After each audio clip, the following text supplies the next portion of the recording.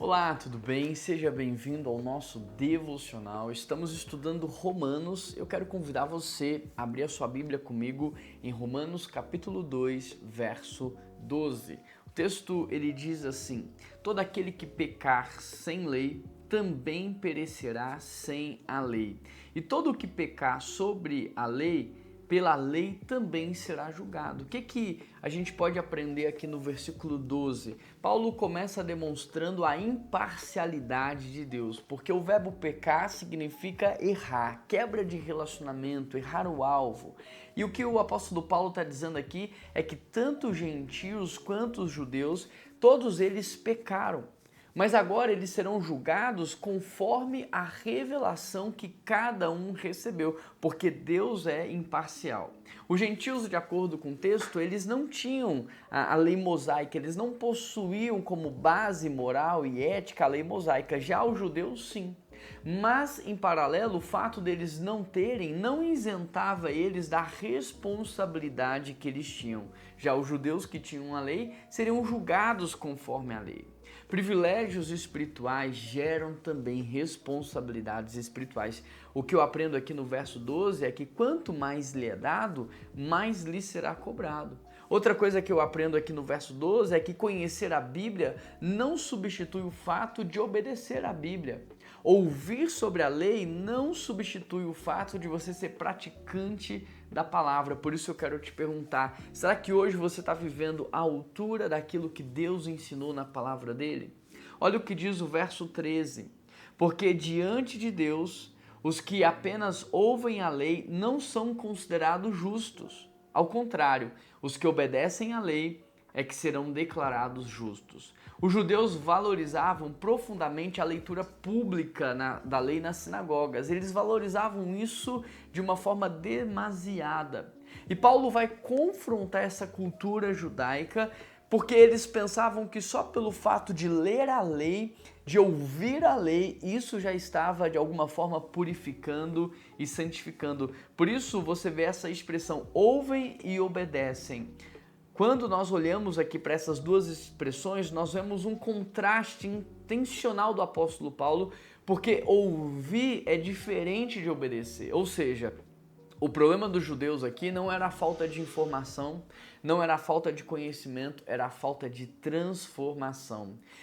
E eu quero te perguntar, hoje você conhece ou hoje você conhece e foi transformado? Porque há uma grande diferença entre você conhecer a Bíblia, entre você conhecer a teologia, entre você conhecer os reformadores, entre você conhecer os pais, né, da fé cristã, mas não ser transformado, não ser quebrantado. E eu quero te perguntar se você de fato é alguém quebrantado, com um coração piedoso, porque Tiago 1, verso 22 diz assim, sejam praticantes da palavra e não apenas ouvintes. Nós corremos o risco de, assim como os judeus naquele tempo, valorizar muito a exposição da palavra e não a prática da palavra. Mais do que conhecer, você deve praticar. Ou seja, talvez você saiba tudo sobre o amor, tudo sobre o perdão, tudo sobre a bondade, mas talvez você não esteja praticando essas coisas, e o que o apóstolo Paulo está falando aqui é conhecer sem vida não significa nada. Verso 14. De fato, quando os gentios que não têm a lei praticam naturalmente o que ela ordena, tornam-se lei para si mesmo, embora não possuam a lei. Paulo não está afirmando que os gentios eles obedecem perfeitamente à lei, porque eles nem conhecem a lei. O seu argumento é que eles têm uma percepção moral de Deus implementada no coração deles e que eles serão julgados não conforme a lei, mas segundo a própria consciência. A expressão naturalmente aqui no texto aponta para algo presente na própria constituição humana, como se fosse algo que o próprio Deus tenha dado. Isso evidencia a revelação geral. Deus deixou testemunhos de si mesmo na consciência humana. Deus deixou consciência de si mesmo na revelação, na obra criada, na natureza. Todas as coisas de alguma forma expressam quem Deus é. Ou seja, todo ser humano hoje é indesculpável diante de Deus, porque todo ser humano tem, no mínimo, um senso básico do que é certo e do que é errado. Todo ser humano tem a sua consciência própria para dizer o que é correto e o que não é correto. Agora o verso 15. Pois demonstram que as exigências da lei estão gravadas em seu coração. Disso dão testemunho também a sua consciência e os pensamentos deles, ora acusando-os, ora defendendo-os. A expressão gravados no seu coração lembra a linguagem da nova aliança, embora aqui o foco seja a consciência moral universal. Paulo apresenta aqui duas testemunhas e uma delas é a consciência. Olha o que diz o texto aí. A consciência é aquela que avalia as nossas ações, aprovando ou condenando os nossos comportamentos. A segunda testemunha que Paulo apresenta aqui são os pensamentos. Eles funcionam como promotores ou advogados internos, acusando ou defendendo continuamente. A consciência, então, humana, para aqueles que não têm a revelação da lei, ela é um alerta. Não é o salvador, é um alerta. Ou seja, ignorar os alertas podem fazer com que o seu coração vá endurecendo, petrificando. Por isso eu quero te perguntar, existe alguma área na sua vida que você tem recebido alertas da sua consciência, alertas dos seus pensamentos e que você hoje tem ignorado? Verso 16. Isso tudo se verá no dia em que Deus julgar os segredos dos homens, mediante Jesus Cristo, conforme o meu evangelho.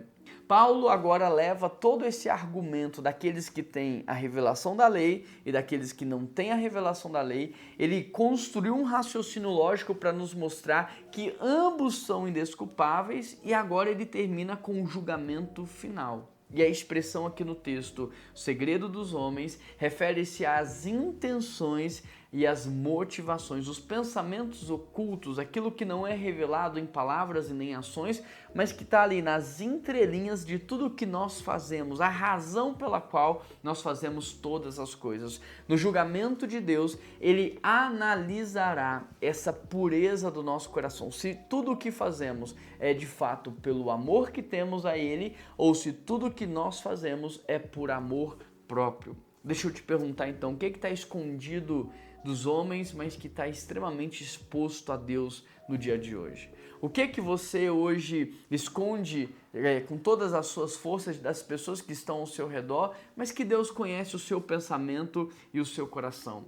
Porque integridade não tem a ver com aquilo que eu permito as pessoas verem. Integridade tem a ver com aquilo que eu realmente sou.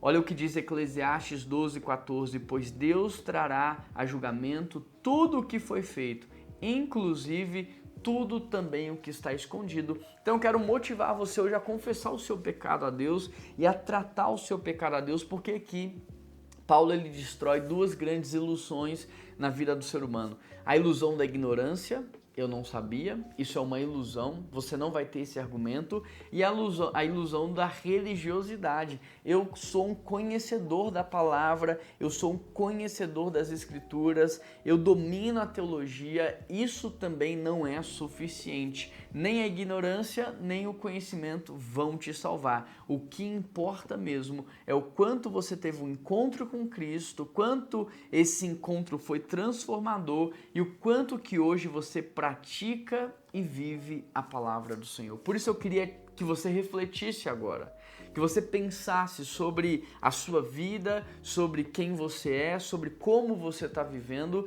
e que hoje você pudesse avaliar se você não é alguém que está pautando a sua salvação na religiosidade. Eu frequento uma igreja, eu participo da escola dominical, eu domino teologia, ou se você não está pautando a sua salvação na ignorância, Deus vai me entender porque eu não tive a revelação completa, porque diante do argumento do apóstolo Paulo, nem o conhecimento e nem a ignorância irão salvar o ser humano, porque todos são indesculpáveis diante de Deus e Ele hoje está te dando a oportunidade de corrigir, de ajustar e de melhorar. E nesse sentido eu queria orar junto com você, não por você, mas junto com você, pedindo a Deus que nos ajude. Espírito Santo de Deus, abra os nossos olhos espirituais, quebranta o nosso coração.